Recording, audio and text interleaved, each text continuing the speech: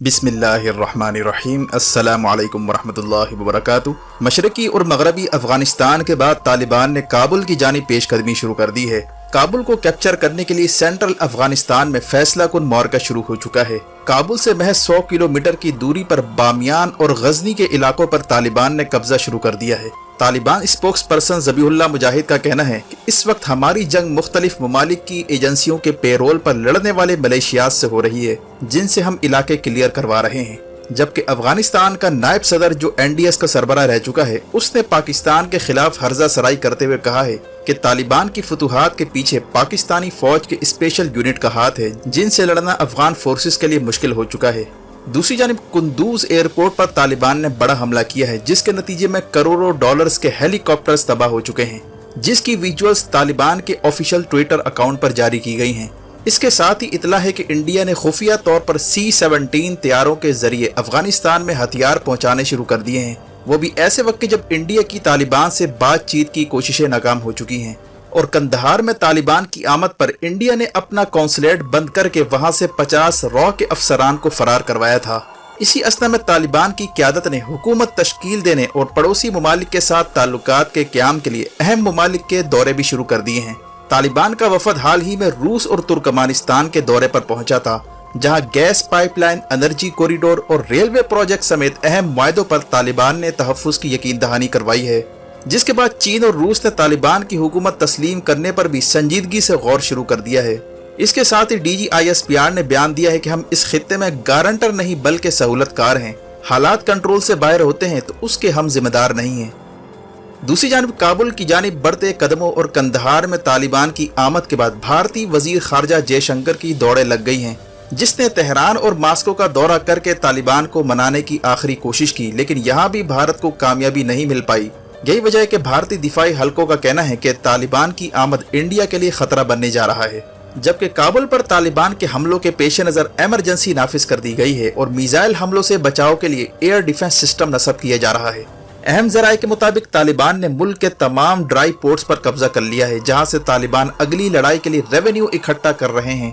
और ये भी इतलात है कि तालिबान के जेर कंट्रोल इलाकों की तिजारत बढ़ चुकी है और एक्सपोर्ट में इजाफा हो चुका है। जबकि तालिबान ने अफगान फौज की जानिब से पे तरपे सरेंडर करने के बाद नई अफगान फौज बनाने का भी ऐलान कर दिया है। सूरत हाल आखिर किस जानिब जा रही है? मजीद तफसीलात में जाने से पहले असलियत TV को सब्सक्राइब करते हुए बेल आइकन पर क्लिक करें, ताकि हर आने वाली वीडियो का नोटिफिकेशन आपको बर वक्त मिल सके। नाज़रीन कराम, इस वक्त अफगानिस्तान की लड़ाई अहम मरहले में दाखिल हो चुकी है।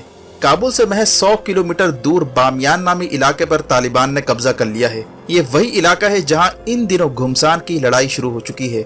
इसके साथ ही गजनी सूबे को भी कैप्चर करने की तैयारियां हो रही हैं। तालिबान फोर्सेस ने गजनी सूबे के इर्द गिर्द पड़ाव डालना शुरू कर दिया है, जिसके बाद काबुल के लिए रास्ता हमवार हो सकता है। जबकि इंडिया इस जंग में कूदने की कोशिश कर रहा है। वाज़ेह है कि तालिबान ने जैसे ही कंदहार में दाखिल होने का ऐलान किया और कई अजला पर कब्जा किया, इसके साथ ही इंडिया को कौंसलेट बंद करके हंगामी बुनियादों पर रॉ के एजेंटों को फरार करवाना पड़ा और तकरीबन 50 के करीब रॉ के अफसरान को इंडियन एयरफोर्स के C-17 तैयारे के थ्रू फरार करवाया गया। यानी जिस तरह अमेरिका को रात के अंधेरे में बगराम एयरबेस छोड़कर फरार होना पड़ा, वैसा ही कुछ इंडिया के साथ भी हो रहा है। वाज़ेह है कि कंदहार वही इलाका है जहां पर इंडियन एजेंसी रॉ के दहशतगर्दी का नेटवर्क कायम है। और कंदहार के अलावा पाकिस्तानी सरहद के करीब मजीद 17 कौंसल खाने इंडिया ने तामीर कर रखे थे, जिसका मकसद दहशत गर्दों को ट्रेनिंग फराहम करके इन्हें सरहद पार पाकिस्तान पर हमलों के लिए तैयार करना था। और चूंकि यहाँ से कोयटा भी नजदीक है, इसीलिए ज्यादातर कोयटा पर हमले इसी कंदहार के रास्ते से होते रहे हैं। यही वजह है कि कंदहार में तालिबान की आमद इंडिया को एक आंख नहीं भा रही। उसकी $3 बिलियन की इन्वेस्टमेंट डूबने जा रही है, जो उसने दहशतगर्दी के इंफ्रास्ट्रक्चर पर लगा रखी थी। जिसके बाद इंडिया ने C-17 मिलिट्री ट्रांसपोर्ट तैयारों के थ्रू हथियार डिलीवर करना शुरू कर दिए हैं। और रिपोर्ट के मुताबिक भारत के 2 तैयारे 40 टन हथियार, गोलियां, आर्टिलरी शेल्स लेकर काबुल और कंदहार पहुंचे हैं, जिसकी विजुअल्स मकामी लोगों ने कैप्चर की। यानी भारत इस जंग में खुफिया तौर पर कूदने की कोशिश कर रहा है। इसीलिए आने वाले दिनों में तालिबान किसी भी वक्त इंडिया से बदला लेने का ऐलान कर सकते हैं। अगर ये मामला बिगड़ गया तो अफगानिस्तान की जंग भारत को भी लपेट में ले सकती है, जिसकी दबे लफ्जों तालिबान ने वार्निंग दे रखी है। हाल ही में तालिबान तर्जुमा सुहेल शाहीन ने तुर्क TV चैनल TRT को गुज़िश्ता दिन इंटरव्यू दिया था, जो आलमी सतह पर वायरल हो रहा है। اس میں उनका कहना था कि तुर्की समेत तमाम नेटो फोर्सेस डेड लाइन से पहले निकल जाएं। हम अब किसी की डिक्टेशन कबूल नहीं करने वाले, और इंडिया को मैसेज दिया है कि अगर वो इम्पार्शल ना रहा तो वो संगीन नताइज के लिए तैयार रहे।